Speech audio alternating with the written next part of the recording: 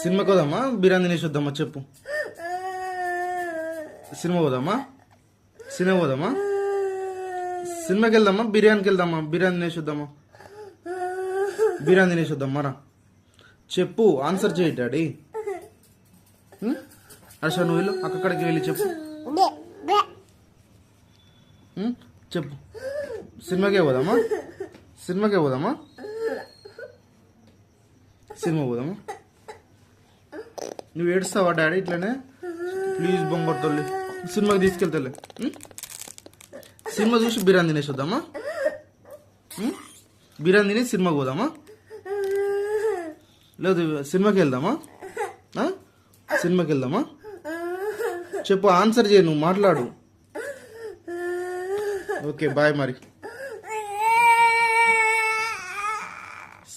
చెప్పు.